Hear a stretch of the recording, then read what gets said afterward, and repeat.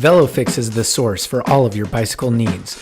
When it comes to parts as well as repair, VeloFix is there to help you get back on the road. It's a mobile bike shop on wheels. Check them out at VeloFix.com. And here in Southern California, Paul Dunlap is there at every gravel event, fondo, and bike race to take care of your bicycle and have you get back out there.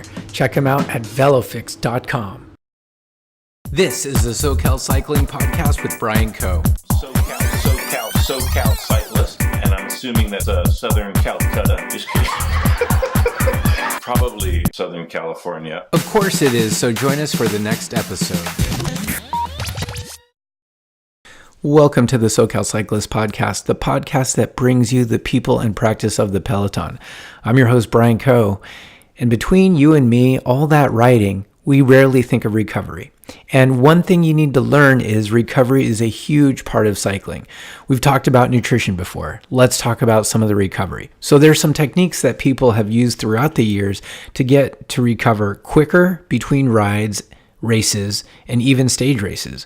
We went out and we talked to 3 very distinct people within the industry that have to do with recovery. The first was compression wear, which is an exploding part of the industry. The second part is a little less known, but it's cryotherapy, where they literally freeze you for a few minutes. And the third was we talked to a physical therapist about things that you can do on your own at home to prevent injury and get you back out on the bike feeling fresh. So let's go ahead and get into it. SoCal Cyclist Podcast, first person we talked to was Carolyne from Pro Compression. Here's what she had to say. So it's kind of funny. We're looking at sort of trends in recovery. Obviously, we can't talk about recovery without compression wear. Where did this whole idea of wearing tight-fitting socks and now arm warmers and calf sleeves, where did that all come from? Where did it start? So I think, for our founders at least, they were both. One of our founders was an Ironman triathlete as well as a golfer, and his partner was also a golfer as well. And, with triathlon and with golfing, you're on your feet for long periods of times when you exercise, and they, had a lot of fatigue in their legs and their feet. And they were just thinking to themselves, man, wouldn't it be cool if the socks that we were wearing would help speed up the recovery while we're on our feet all day? We have to wear socks with our shoes anyway. And then that's how Pro Compression got founded. It was based on that idea of, compression technology and true graduated compression. And that whole technology is founded behind the idea that when you have this tight-fitting sock, certain areas of pressure on your leg will help increase blood flow, and it's going to help repair any of your soft tissue that's breaking down from repeated use, from being on your feet for long periods of time, and from, exercise. And what is the difference between, you said compression and then graduated compression? Yeah, so all of our socks are true graduated compression. And what that means is that the compression decreases as the sock gets closer to your heart. So the compression really starts the most in the foot for our full calf marathon sock, and then gradually gets a little bit less compressed as you're moving up. So that way, as you go up towards closer to your heart, that's just increasing that blood flow, but there's just a little bit less compression there. Gotcha. Yeah, no, it's interesting because my introduction to compression was kind of weird. For the cycling world. It was back in 2005. I was at the Tour de France with Floyd Landis and hanging out in his hotel room, and I was staring at his legs, and it looked like he was wearing women's pantyhose or something. Yeah. And I just was like, okay, this is definitely a thing. It's something. Otherwise, he wouldn't be wearing it. Yeah. And it started to take off after that, where people discovered those sort of, I don't want to call them diabetes socks, but, at your local pharmacy, you can go to any aisle and they have these really, really tight socks for, I don't want to say maybe the elderly, but, but like medical ones, right. Or, ones that you wear for hospitals or patients. Right. So is that sort of the grandmother of modern day compression wear? Yeah, definitely. So I think that, when compression socks first started, I think that a lot of it was geared to what you said, elderly people who are having issues with blood flow, people with diabetes, varicose veins, who needed something in their legs and their feet to help that blood flow and to make sure that, there's a reduction of blood clots and that they are able to recover and not have any cramping. And then it kind of went from there where they realized, hey, athletes, day-to-day people who are on their feet for long periods of times, nurses, doctors, teachers, triathletes, cyclists can all benefit from this too. And then we kind of wanted to go away from what you were saying too, making it look so medical, making it look like pantyhose, boring colors of brown and tan, and kind of spice it up a little bit and make it a little bit more fun. Right. So you gave it a personality, more or less. Absolutely. And so so say you have, person A and person B, they both do the same event or same workout. One of them after the workout wears nothing and the other one wears compression. What's sort of the difference they're going to notice either the next day or a few days later with the other person wearing compression wear? Yeah, so what I've heard from our customers and from myself in general too, as a triathlete myself, is that when I wear compression socks versus when I don't, I feel that, the days that I don't wear them, I'm just more tired. My feet are tired. Feet are swollen. I just feel like there's a lot more cramping in certain parts of my leg. And there's just, whenever I'm sitting down to stretch, they're just, tighter areas of muscle on my leg that when I wear compression socks, I feel like there's definitely a reduction of. And then the next day when I work out is really when I feel the biggest difference, is that my legs aren't as tired. I'm able to put out more miles. I'm able to feel just a lot more recovered and less fatigued. And so I think it's a misconception that these will increase performance. It's more of helping you recover between workouts, or when you're just sitting on the couch, or when you're at work at your day job or something. Because a lot of people think, I'll slip these on and I can go faster, which is kind of not what they're designed for. Yeah, it may not help you necessarily go faster, but one thing that we have found that really helps too in terms of performance is seeing that, if somebody suffers from cramping or if somebody suffers from Charlie horse, I know that's something I have whenever I'm cycling or on the bike for a long period of time. It really helps reduce that because, there's not that stop of blood flow, and it's just that constant, active recovery while you're, cranking out the watts. Right, exactly. And so we know that it's big in would you say that most of your clients are runners or triathletes or cyclists? I would definitely say that our largest clientele right now are runners. Okay. And then after runners, come more the other endurance athletes as well as people in the healthcare profession. Oh, okay. So it's not just athletes. Not just athletes. Yeah. So it's anybody, anybody who's on their feet for long periods of time, athletes. And then, now that we're seeing an increased trend in cyclists as well. Yeah. I think cycling is a tough barrier to entry, especially when it comes to compression. And I'll tell you why. First of all, cycling is a very traditional sport. It's been around for a long time, and it has its unwritten set of rules in the peloton that says, oh my God, we could do a whole show on cycling, but we won't do that. But, I would say if you have a group of seasoned riders on a fast race ride where everyone's going hard and someone shows up in long knee-high bright pink compression socks, they better be super good, or they're going to be like, okay, let's steer clear of that guy or girl, because it does carry with it a sense of, I don't know, I think maybe with runners, they're more easily adopting new tech, but with cycling, maybe tech on the bike for sure. But when it comes to like fashion stuff, it's deeply rooted in traditional garb. I mean, people used to wear wool, and then there was Lycra, and now compression. I think every cyclist though totally gets on board with, after the bike, they get home, they slip on whatever in the privacy. Yes. Shh, don't tell anybody. But out during exercise, you just don't see it as much. Do people wear compression socks, or should they wear them more while they're exercising, or is it post-exercise, or both? I personally feel, and something that I always recommend for all of our customers and people who are starting to wear compression is to use them for both. Obviously, like you said, it's really difficult in some aspects with some of the cycling trends because, you're already wearing so much bright colors, spandex, you look kind of silly already when you're out there with your helmet and all this other gear. The last thing you want to do is draw more attention to yourself and throw on a pair of knee-high socks.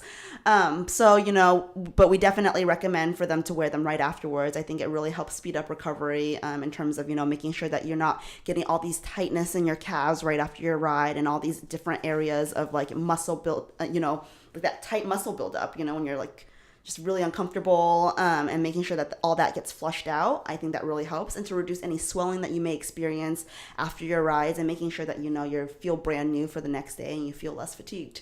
Especially because I know not all of us, had the luxury of, coming home after a long ride and just sitting on the couch and not doing anything else for the rest of the day. I hate those people. I'm so jealous of them. When I get home, You're chasing kids. Yeah, I'm doing something where it either requires me to still be in my kit, and then I don't get to load up to Strava until way later, or it's just like, okay, I don't have time to actually think of myself. As soon as I walk in the door, I'm thinking about what's for dinner. What do I need to cook? I haven't checked the mail. I need to take out the garbage. There's a pile of laundry. There's a kid, trying to kick me in the nuts or something. Yeah, exactly. So, all those things mixed in. Compression might not be at my very top of the list, but of course it's important to, you see any professional or very serious athlete and they're like, okay, recovery is just as important as the actual activity itself. And that's something that I found too as a way to jumpstart it. Like you said, when I come through the door, I would like to sit down and throw my feet up, but I know that's not going to be feasible or possible. I have to run around the rest of the day doing chores or getting groceries, or, we have a 2-year-old dog, and so she wants to go on runs and to the park. So the first thing I do is drop off my bike and slip on these pairs of socks, and that guarantees that I'm not going to feel super tired. Or, one thing for me is to really prevent injuries that way as well, because I know that at least if I'm wearing these socks, even if I don't get the full, 10 to 15 minute stretchings, I know that these socks are doing the work in terms of helping whatever I can't do by stretching by wearing this product. Right. And so in terms of people who wear them after activity, how long should people be wearing them? I mean, do they put it on after their workout and then leave it on until their next workout? Like, what's sort of the time frame? What do you do? What do the experts say? Yeah, so we've seen a lot of people who wear our socks up to 12 hours. So, people who are in the healthcare professions will wear this throughout their entire 10 to 12 hour shift, take them off when they get home. Something that, I do if I finish a ride in the morning, then I'm back home by like 1 or 2, and then I'm in the socks until I go to bed. Take them off for bed, and then, rinse and repeat the next day. And there is sort of a psychological benefit to knowing that you're doing something, even though you just put on a pair of socks. I mean, I've seen people, and I've done the, airplanes, long car rides. Yes. I've, gone and seen a movie and like, I'm not leaving the house until I put the socks on. And you can hide it. You can wear under your clothes, and you know that it's working for you. And that sort of psychological boost may make the difference. It may help. I mean, coming down to it, I mean, could it make the difference between someone who wins and loses? I mean, I think so. When you think of all those pro athletes and what they do to stay recovered, they're wearing compression socks while they're racing sometimes, or at least the runners do. I wouldn't say that the pro cyclists are wearing them while they're cycling, but I bet behind closed doors, and when they get home, they're either putting on these socks and then slipping into putting these socks on after an ice bath, or using those other technologies that we have today to help circulate all the muscles. So I think that a lot of that does help. It's like the things that you do not just on the road and while you're training, but the things that you do afterwards that really make a difference between winning and losing. Exactly. And people, as you know, especially in cycling, will take every edge and every advantage to do that, sometimes to their own detriment. It's it's a weird thing, because all of a sudden cyclists are like, oh, this is stupid, and then they see Chris Froome or Peter Sagan doing it, and they're like, oh, okay, I've got to do it now. So that's kind of, I think that's where it is. What is sort of the difference between pro compression and I don't even know how many other companies or brands are out there. I don't know if there's a lot, but is there, what sets you guys apart from sort of your competitors? Yeah, so one of the things that we really focus on is the true graduated compression, like I mentioned before. So that's different from what a lot of our other competitors do, that where the compression literally starts in the footbed with our full socks and goes up the calf. And I think that, we are mindful of all industries and all people, and we try to make sure that, our socks are not just for athletes, but we can, have somebody who's a teacher who's on her feet for 8 hours a day teaching can wear these socks under her clothing, and the nurses and and people in the healthcare profession can wear them under their scrubs. We're really mindful of things like that. And then in terms of, tailoring it specifically to triathletes and cyclists, we do have a sock called the PC Racer, which is a mid-compression sock. So that's something that cyclists can wear while they're riding. It's, typically the same length as a normal cycling sock, but it has that added benefit of recovery. One thing that we try to do to make sure that we're not like other compression companies is one thing that you mentioned before is that previously in the compression industry, things have been kind of brown, tan, all these nothing fun. They kind of look medical. They kind of look scientific. They don't look like something that you want to wear. And with the changing fashions that we have, not just in the sport, but in people's, quote unquote sock game, we want to make sure that we're staying up with the trends as well. So we make sure that we have bright and fun colors that can match people's running outfits or cycling outfits, and that can be noticeable on the road too, because we really believe in safety for all of our athletes. It's so easy to miss somebody on the road, but having a pair of neon socks will really, really help a cyclist stay safe. And then all of our products are made here in the USA, which I think is one really big thing that sets us apart from our competitors. Yeah. And what's cool is Pro Compression is we're right here in SoCal. We're actually SoCal Studios and SoCal Cyclist Studios and Pro Compression. We're kind of neighbors. But as I've said before in previous episodes, I mean, there's so much. I don't think this podcast could exist, other than maybe Boulder, Colorado, or maybe San Francisco or Portland. We're lucky to have to be in sort of the industry backyard of cycling brands and endurance sports brands. And that's so cool because you can see your product out there literally on the road. After you go to work, you can see people there's somebody using can you identify it pretty quick? Oh yeah, it's pretty awesome. So, being part of the community myself, it's so great. A couple of weekends ago, I went to the Encinitas half marathon and I raced it and was wearing my socks. And I want to say that out of, the 90% of runners who are wearing compression socks, 80% of those people were pro compression people, which is awesome, knowing that our brand is so widespread and, not just, in Southern California, and that we have such a strong following and such a strong backing of people. And it's really easy to distinguish our socks, not just because I work there, but, our logo is right front and center. And it's very rare to find so many bright and fun colors and patterns the way that we do. So it definitely sets our product apart from others. It's just really awesome, and I've even seen it now when I go on a long run on the weekends. This past weekend I was at Lake Miramar, ran by someone wearing our socks, which is awesome. And even a couple of times when I've ridden my bike through Elfin or the 101, there is that brave soul who's wearing a sock up to his knee and I can spot it that it's pro compression. Yeah, well, you better steer clear of that guy. No, I'm kidding. So not that I'll ever be running unless I'm being chased. What percent of say you're a Boston Marathon, how many runners now are wearing compression in that race versus people who just stick with the regular Hanes 4-pack? Yeah, I would say that, the large majority of the serious runners, people who are age groupers and the ones who are trying to, PR or people who made it so far to BQ, I would say, probably 70 to 75% of those runners are wearing compression socks. And if they're not wearing a full sock, they're wearing a compression sleeve, which we also offer at Pro as well. So the sleeve just doesn't cover the foot? Just doesn't cover the foot, It covers mainly the calf? Okay. So a lot of runners, and cyclists, we're really superstitious. I know for a fact that there's only one pair of socks that I will wear, on race day. And a lot of other cyclists and runners and triathletes are the same way. We're superstitious. We think that one, thing is going to bring us good luck. And if we change it, then our entire race is ruined.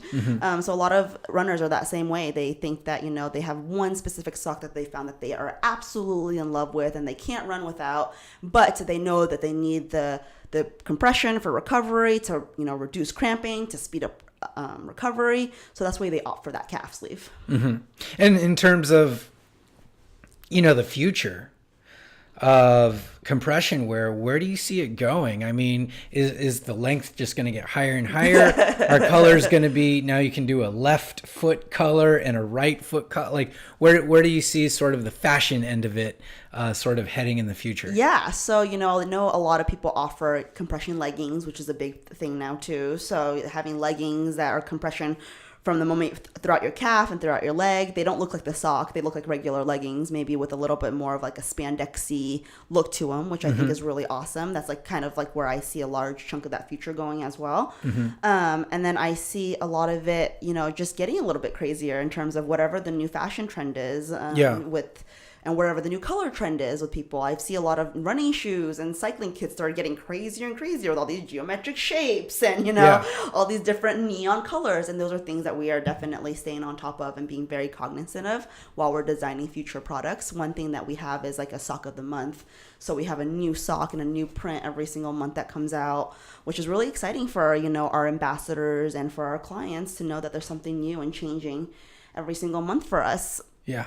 And I can say, thank you for giving me a pair to try out. They're a 6-inch, cycling length sock. You wouldn't tell that it's compression if you're riding in it. It's got a pretty smart design. I did notice though that I have to ratchet down my shoes just a little bit tighter, which is good because that's when it's actually doing something. Then I put on my regular cycling sock and I'm like, okay, it's back to its normal shoe tension. Yes. So that's one thing that I noticed for sure.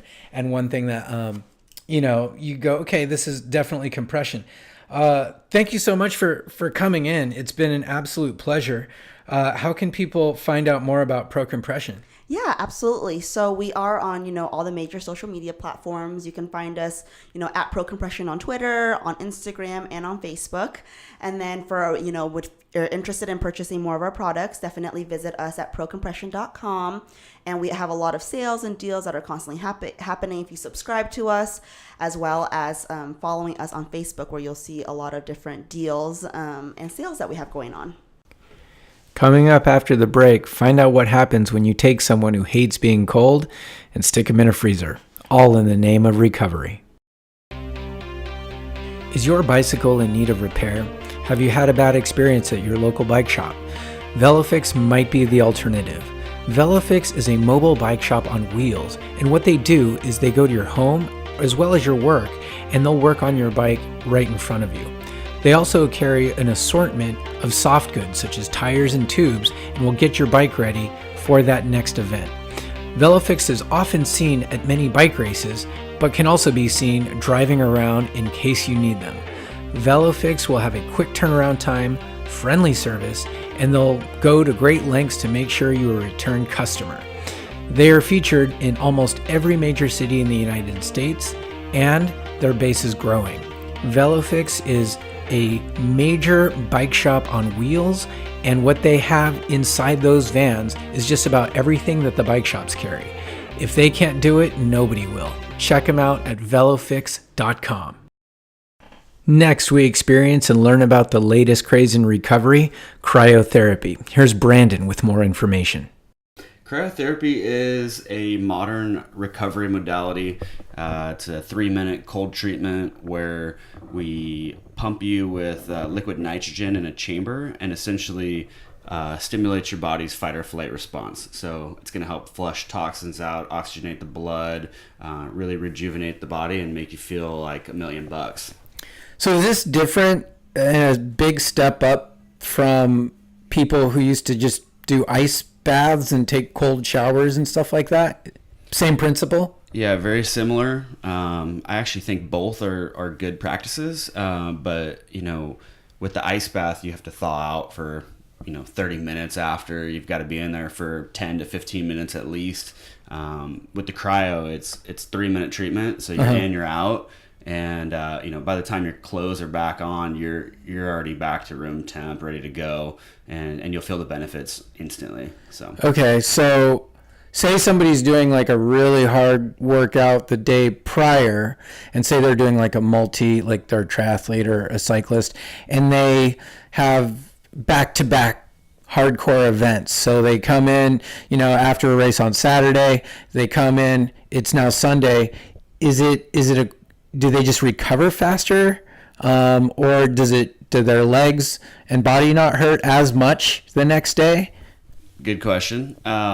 It does a little bit of both. So it's going to help you recover faster by flushing the toxins and reducing inflammation in the body.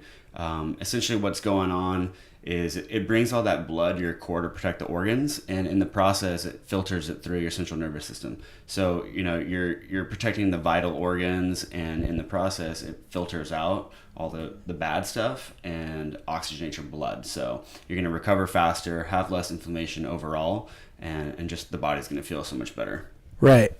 So who are the ideal clients that come in and use this? Is it specific to any one sport? Like, what's the majority of people that come in and use it? Yeah, so from an athletic standpoint, we get everyone from football, baseball, basketball, endurance sports. The owner actually plays pro baseball right now, currently for the Chicago White Sox. So he's a big proponent for it. The cryotherapy, athletic-wise, is known and it's popular and it's a new trend, but it's kind of gaining some traction. But a lot of our business is actually pain management. So we get folks from arthritis, autoimmune diseases, spine injuries, anything from car accidents, you name it. So it's almost like physical therapy. In addition, for people that want to get better at performance, it's also for people who just want to get better in general. Yeah, just feel better across the board. We get all walks of life, anywhere from 14 is the minimum age we have, up to, we've had clients that are in their 80s coming in and they've never looked better, So take us through the process here when somebody sort of walks in the door, a first timer.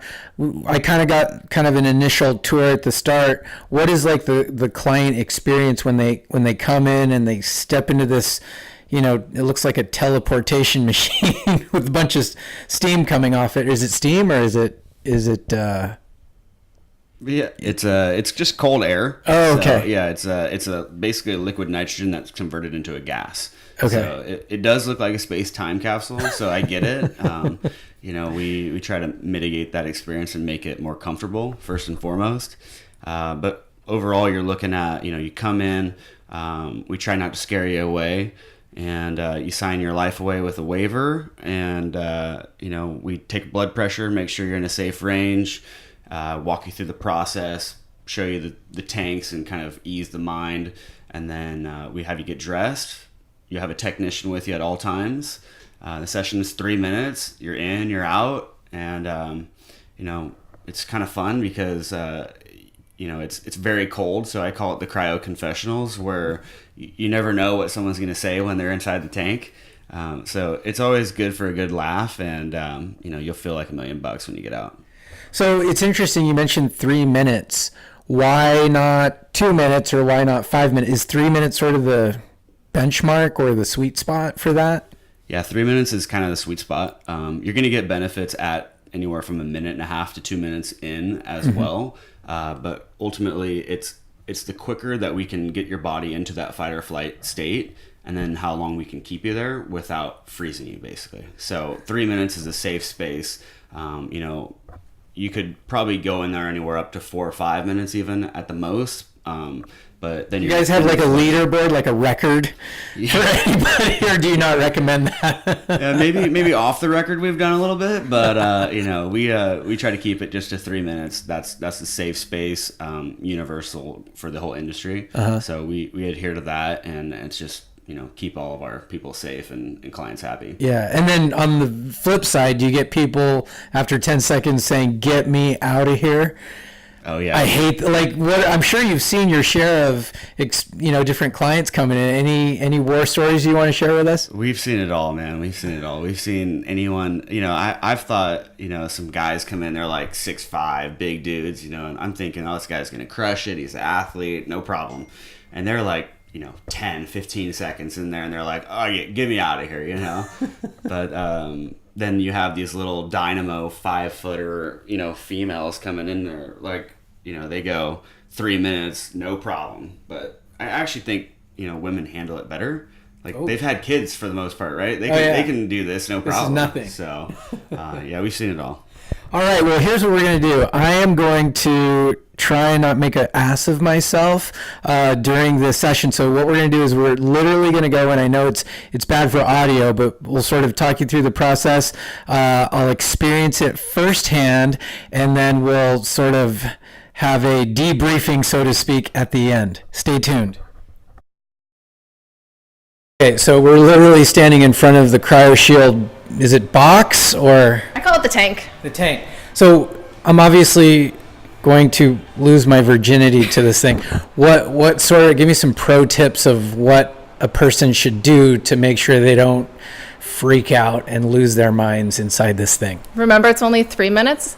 The technician will be with you the whole time. Highly recommend that you kind of walk your feet while you're in there. And then I'm also, the gas only comes in from one direction, so I'm going to have you rotate in the tank. And at some point, I'll probably be like, look at this wall, look at that wall. And just to remind you gently as we go through it, I will stay with you the entire time. It's only 3 minutes. You'll do fine. Awesome, thanks. All right, Brian, we're going to have you go on into the tank. Okay, so Step I'm opening on up it. the door. Yep. Oh my gosh, I can already feel it. Okay, No getting all the cold inside out. the chamber. You're Oh, inside, and just duck down a little bit. Okay. There you go.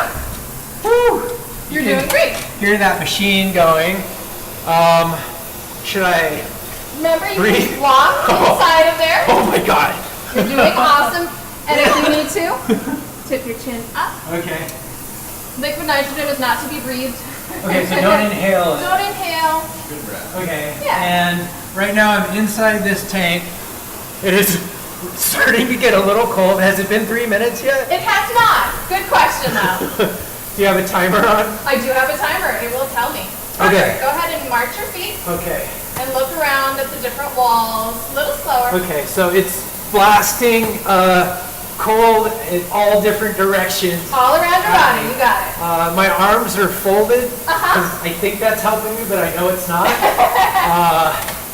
And did I tell you I'm claustrophobic? No. We have beautiful open ceiling plans. Yeah. You'll be okay. You got this. So, Brian, what are you doing the rest of today? I am going to get in a blanket and start a fire. That sounds awesome. Go ahead and lift your chin. That fire. Oh man, I just lifted my arms And that was, and let the cold air into my armpits. I don't know why I did that. you're doing great in there. Okay, how are we doing on time? You're about halfway through. You're doing awesome. Okay. And most people make it all the way through, right? They can, every Okay. now and again. So I have to do it all You the way have to do it. through. Okay. Your I know. listeners want to hear you survive. Yes. Oh, it stopped. That was. We have reached the max. Oh man. So this is what we call pulsing. We've Okay. reached the max of level 1 today. It will not get any colder than this. Right now, Okay. we're just chilling. All right. No pun intended, but we're going to hang out in there. Okay? Cool. All right. I'm actually starting to get used to it. And it feels really It's good. really It's like good. the body numbs, and then we're excited, and we can get through it. All right. So take deep breaths. Oh, this is actually a little bit better. Good. Yeah. Try the competitors. Mind over matter. You can do If I it. don't mind, it won't matter. Exactly. But you'll feel so much better. Yeah. So I know you rode hard yesterday. I did. I rode yesterday, And rode this today, morning. riding Yeah. tomorrow. See, you have a busy schedule. This will help a ton with that recovery. Just feel better. Okay, so I just walked out of the CryoShield, and thank you so much for helping me through this. I feel like I could tell you anything at this point. It's literally you walk in and then you walk out almost like a new person. I actually, as it progressed, I don't know if it was tolerance or I was like once I hit the halfway mark. It's almost like, have you ever eaten like a hot pepper? And you got to keep going. And then you just have to go through it. So Yeah. we're standing outside of the CryoShield chamber right now, and then I'm standing next to a heater to get warmed up. Yep. And so what's next after this? So you are welcome to just go ahead, get dressed, and then come out. And then I'll ask you how you're feeling. You'll start to thaw off a little better, but you'll notice your body's not in pain. It's not inflamed. If you had put on jewelry, you would fit better after the session. Because you just shrink a little bit. Yep. Okay. And so enjoy the experience of kind of like defrosting. And then Okay. when you're ready and dressed, come on out. Okay? All right, sounds good. So now that we've exited the cryotherapy machine, I feel like a new person. And you've done this probably a million times, so be honest with me, because I have no self-esteem. How did I handle it? Yeah. Amateur, pro, or total rookie? Well, you were an amateur, so that's fine and totally understandable. You actually lasted longer than I did my first time, so my hat's off to you. You did really well. You went the whole 3 minutes. So there is nothing, you did it. You survived. So today you rocked a level 1, just so you know. How many levels are there? There's 3. Okay. So all my first timers, we have them rock a level 1 just to make sure that they're comfortable and they handle the cold, because as you experienced, it's an experience. Mm-hmm. So just to make sure everyone's comfortable, we start level 1.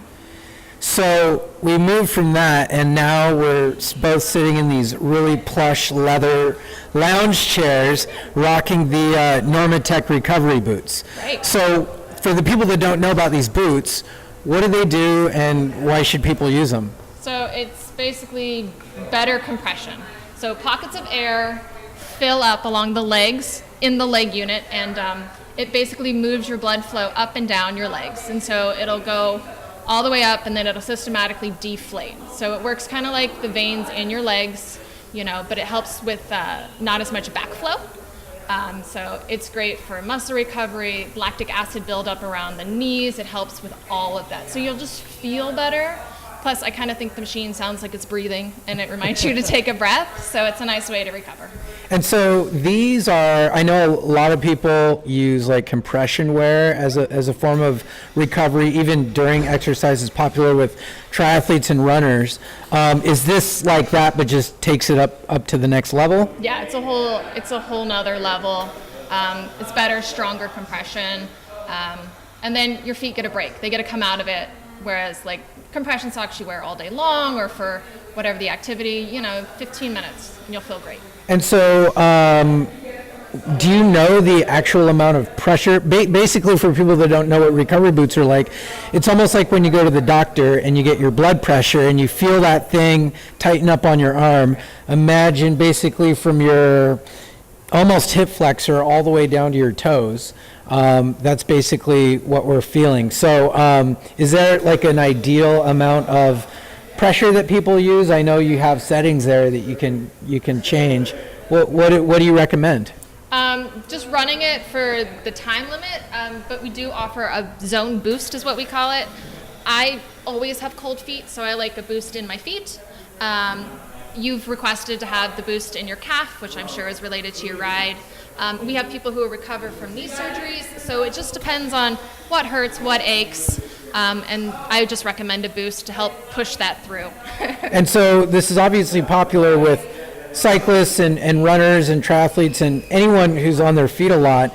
Do you think that it makes them a better athlete the next day or next week or the next event? Like how would that make them faster or stronger? So it's better recovery. So it gets you back on the field, on the bike, in the gym, so that you can do what you want to do and what you love to do in some cases. So it gets you back to do what you love. That's it. Mm-hmm. And then, so do you do these a lot? I snuck in 10 minutes this morning before we opened, but I try to get them. But it's when it's available to me is when I'm working. So customers come first. But then I like them a lot. I can get in about twice a week. So ideally for the customer that walks in the door, between the cryotherapy and this, it's almost like a complete experience for them. Yeah, we like to think of it as a nice safe haven or a treat for yourself. And some people made it part of their daily routine. So it's nice to see familiar faces in here. And is this sort of replacing people who are like massage therapists and that whole thing? Like, because that's also a big part of it. Is this something that, because massages are very, very hard to get sometimes, and they can be a bit pricey. How does this fit in the whole recovery and treatment space? Right, so it's not going to work on a specialized knot like, say, a massage therapist could handle, but it does a great job of just, getting whatever limbs. It actually comes, we have arms, legs, and hips, so whatever's aching, it just helps get you ready to go back out again. Right. Awesome. Thanks so much for having me. How can people find out more about cryotherapy online or on social media? So we have a website. You can go to cryoshieldtherapy.com to learn more about it. We have a cute little video, kind of shows you the experience. I'm sure they can see it online as well. We have an Instagram page as well. And then you can always come meet us. We're down at the Flower Hill Promenade. My name's Jessica. I'm here 4 days a week, and we always have technicians here. Everyone's really sweet, so just come on in and we'll make it an enjoyable experience. Cryotherapy is a unique experience that is catching on with the pros as well as amateurs. And if you're interested, I highly suggest you give it a try. Next up, we talk to renowned physical therapist, Dr. Megan Hellwig. I'm here with Dr. Megan Hellwig of Primal Strength. Thanks for joining us today. Thank you. So you tend to see a lot of people that probably don't know how they got in your door, so to speak. A lot of people that make careless mistakes. Maybe there's some preventative things, and cyclists are notorious for doing that kind of thing. What kind of injuries and clients and people do you see most of the time? I see a broad range of clients from, weekend warrior athletes to elite athletes to professional athletes, triathletes, cyclists, golfers, CrossFit athletes. I see a little bit of everything. And when it comes to cycling, is there a type of injury or I don't want to say physical illness, but just a pattern that you see among cyclists making the same bad choices or bad mistakes when they're out there riding all day and racing a lot? It's obviously a lot of lower body that I see, but it's more of the repetitive. So think of the amount of reps that you're getting in with the cycling. So a lot of overuse injuries, even if the smallest bit of setup or history of crashes could alter our patterning. I'd love to see people before it's a really bad injury, and see them when things are starting to feel a little bit off and be able to change those. But a lot of times I'll see people coming in chronic knee pain, feet cramping, calf, quad, hip flexor, low back. I see a little bit of everything. And so is it due to some kind of imbalance in the body? And I remember we talked earlier and you said sometimes athletes tend to compensate for their weak side with their strong side, or their weak area with a stronger area. I always say athletes are amazing compensators, and also a lot of times, and I'm saying because I am an athlete too, and we don't want to stop, but we don't want to feel the discomfort, so we'll just alter our movement pattern and develop some new pattern, and then we're doing that over and over and over again, and then over time our body just can't handle it. So a lot of times what hurts can be what's working really well, but it's compensating for something else. Yeah. And I forgot to mention that earlier. Dr. Megan Hellwig is not just an athlete. You've done triathlons, you ride bikes.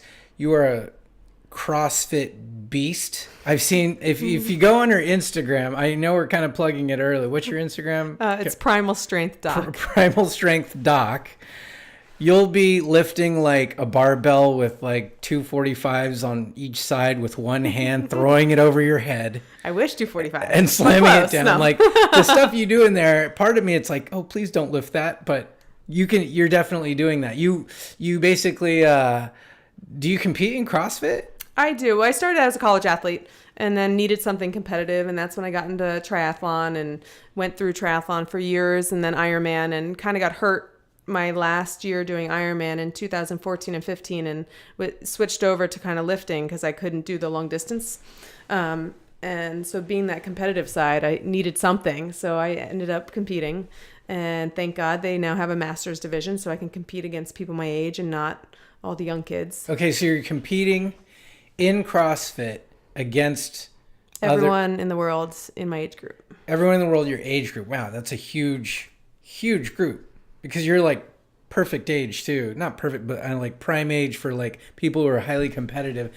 And I mean, I've never actually like lifted a proper weight in a gym. Maybe at like 24-hour a long time ago, but now with CrossFit, it's just a whole new, it's a culture really, if you think about it. Yeah. And I'm sure you know lots of CrossFit jokes, but before we get into that, how do you how do they score it? Is it just like who can do the most reps, or? It's all different. So some workouts are by time, how fast you can finish it. Some workouts are by the number of reps you get in a certain amount of time.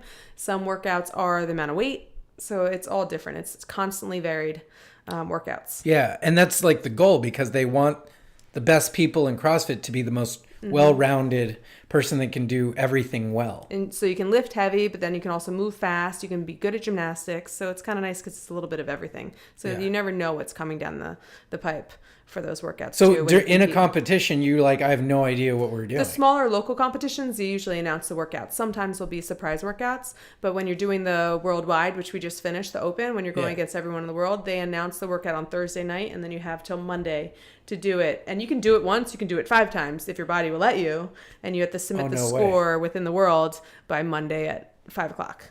No way. Do you compete against men too, or is it No, it's just gender? gender. Yeah. Okay, cool. Sorry about that tangent, but it's always super interesting to me because I've seen like little snippets of it on TV, like the Reebok games. The ones and at the games, they're beasts. they're like, I saw one where these guys were standing over this like big metal bar and taking a sledgehammer to it, trying to knock it, and it'll move like an inch, and then they have to swing the hammer again, like between their legs, downward force, and then it moves another inch, and then they basically have to move it all the way until it comes off. I'm like, and I just staring at it like I can't look away. This is so interesting, even though they're just basically taking a hammer to a piece of a metal bar and then taking a rubber tire and flipping it and then climbing a rope. It's basically all the cool stuff kids did in gym class that unfortunately PE has Taken away. dropped because PE is not important anymore. But that's another conversation I'm going to get into. So holy crap, that's super interesting. But we're going to talk about sort of what are the things cyclists and athletes need to do after the workout immediately, and then maybe in the day or days following between workouts. In the old days, it used to be come home, crack a beer, sit on the couch, and just rest, and then maybe stand up in the morning, take your heart rate. If it's not super high, you're good. So what are some of the things that people are doing nowadays for better performance? So a lot of times, and I like to say I'm not the typical PT.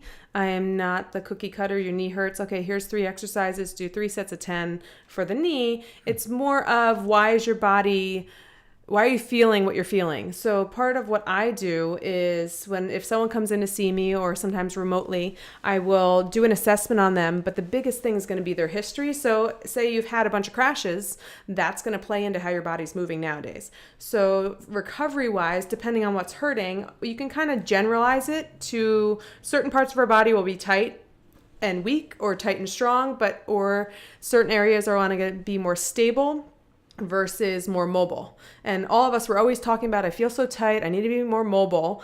But have you ever thought maybe you're tight because you're not stable? So sometimes our body will tighten up because it's trying to protect ourselves. So it's hard for me to go and tell all these clients or tell people without assessing them, go ahead and stretch. So yes, it's great to stretch, but if you've been stretching for a while and it keeps tightening back up, that's your body's way of telling you, hey, something's going on. I need this to protect myself. Maybe you say you bend over and you feel it in your hamstrings. You're like, my hamstrings are so tight. Well, what if you actually improved your stability in your pelvis? And then all of a sudden the hamstrings could let go because your brain's like, oh, I feel safe. But a lot of times we'll lock up calf and hamstring because your body's like, don't go any further. So they put on the brakes. So if you can figure out the why, and that's the biggest part of my practice, is figuring out the why behind your symptoms, then you can get really specific in either your warm up and then also your cool down. Yeah, because you're getting to the root of the problem. Exactly. You're not just treating a couple of symptoms here and there. Oh yeah, so I can make an online program and sell it and make a ton of money and be like, okay, do this stuff, but it's not going to be specific to the root cause and the bottom of your problem. The bottom of your problem could be from a crash 20 years ago, and we needed to retrain the brain and reset your motor patterning, meaning how you control your movements, because the brain rules everything, and the brain remembers crashes. The brain remembers childbirth. The brain remembers a surgery or a scar and protecting that. So if you can kind of correlate that to certain things in the body, it's going to be a huge benefit, and you actually feel better a lot faster. So say, people complaining of low back pain, like getting off the bike and you're like, my back is, acting up a ton. Well, maybe your back is tight because it's overworking, because maybe your core is a little bit weaker, or your pelvis isn't stable. So the low back's doing extra work. And instead of rolling out your low back, maybe you need to work on either hip flexors or core, or, something up or down the chain. So are cyclists and other athletes are they notorious for just sticking to that one exercise, maybe neglecting the rest, and then they have to then compensate for that? Yeah, or like we were talking about earlier, we rather spend an extra 10, 20 minutes and get an extra few miles in versus, taking those extra 10 minutes to kind of reset the body. I always say, like, we can go out there and go for a crazy hard ride and it's great, but if you have a little bit of nagging stuff going on, when you're pushing super hard, and especially if you're in a group ride and you're trying to like stay up with people or beat people or drop someone, you're going to push yourself past that neural edge, and you're going to do it no matter what. So you're going to compensate. Yeah. So a lot of times we need to, especially after a hard ride, you want to flush out the legs. You want to flush out the back. You want to flush out the hips. And so just doing some gentle, like, dynamic stretching afterwards is going to pay huge dividends. But then also when you can get more specific and understand why things are going on, then you really see. So for cyclists with the same repetitive lower back pain, and they've had that back pain for years, and they know, okay, if it's over 80 miles, I know my lower back's going to hurt. Then you can say, okay, let's look to the root of that. Maybe you should do more core abs or planks or.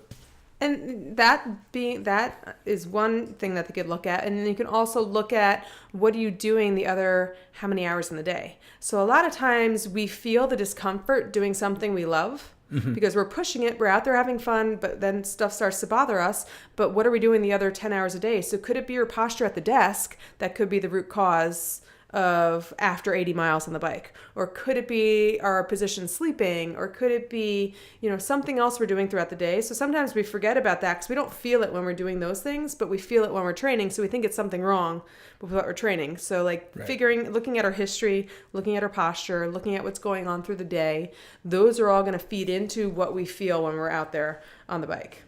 Do you think people spend too much time sitting? I mean, there's this whole thing of like those standing desks and stuff. A lot of people are using that now, which is great. But then also think, if we've had poor posture for a while and we switch to a stand-up desk, love it. But are you actually engaging your core when you're standing, or are you maybe arching your back a little bit, or like tucking leaning under, on it, or hanging on your pelvis, or hanging on joints? And then all of a sudden now you haven't been active and like in an active posture all day, and then you go to get on the bike and now you try to push yourself for a few hours.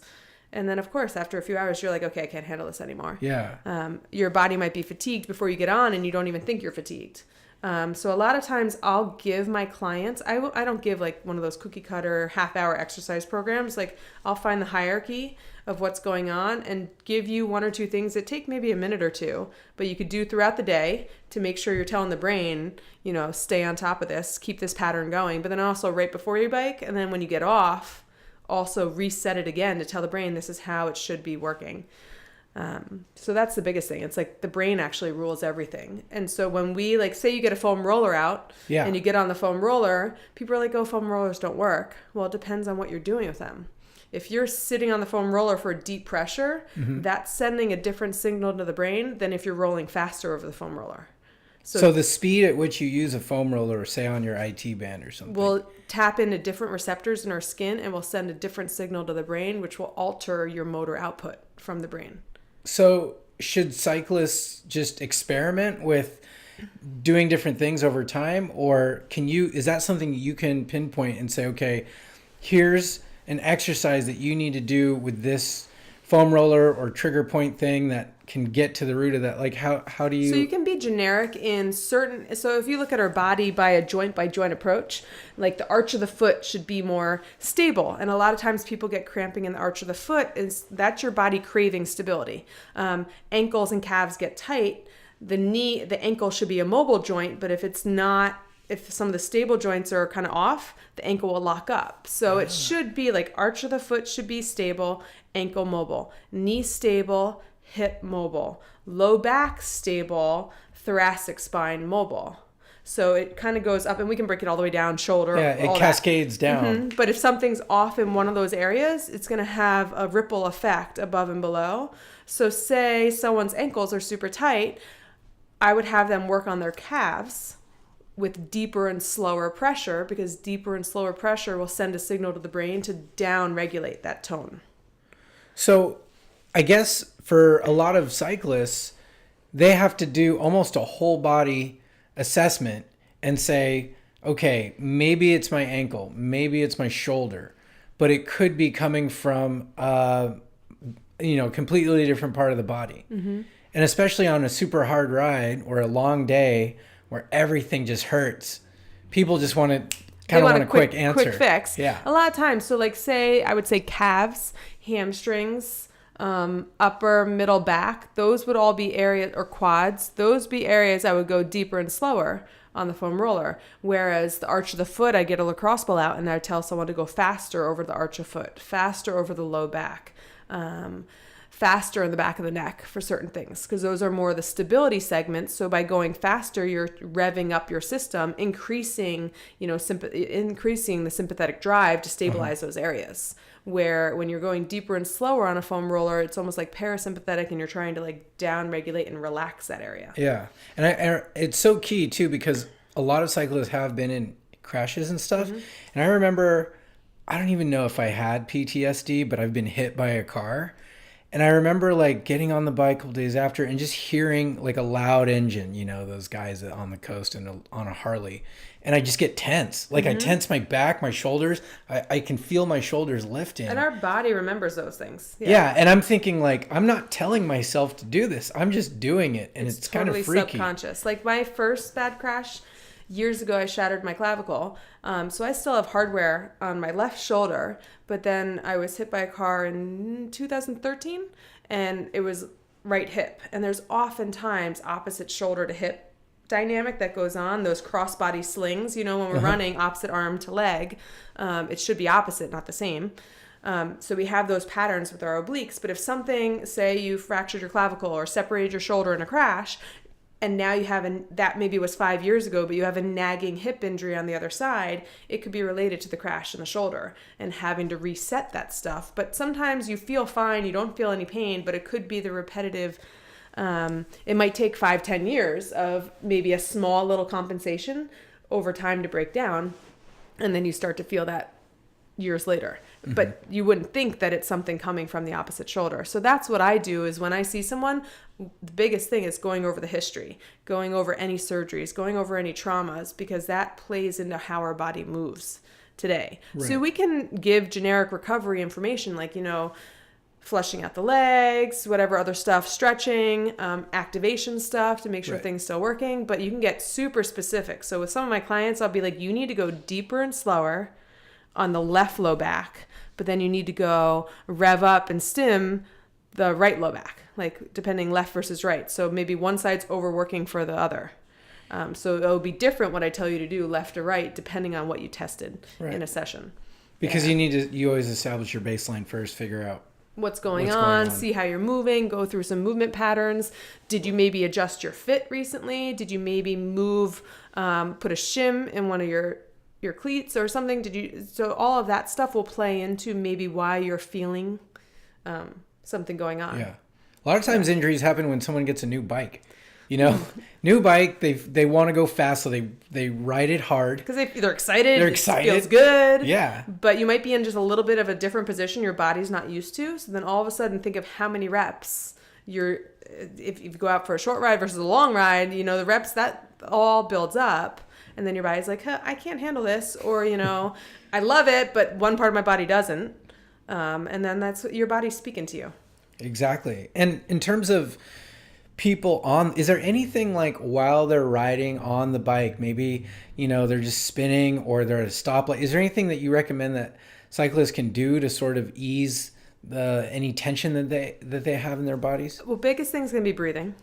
So looking at our breathing, a lot of times, depending on if we're on a road bike versus aero, our posture for our shoulders, if we're almost like a little shrugged, or if we find that, being down in aero position, we're kind of closing off our chest a little bit.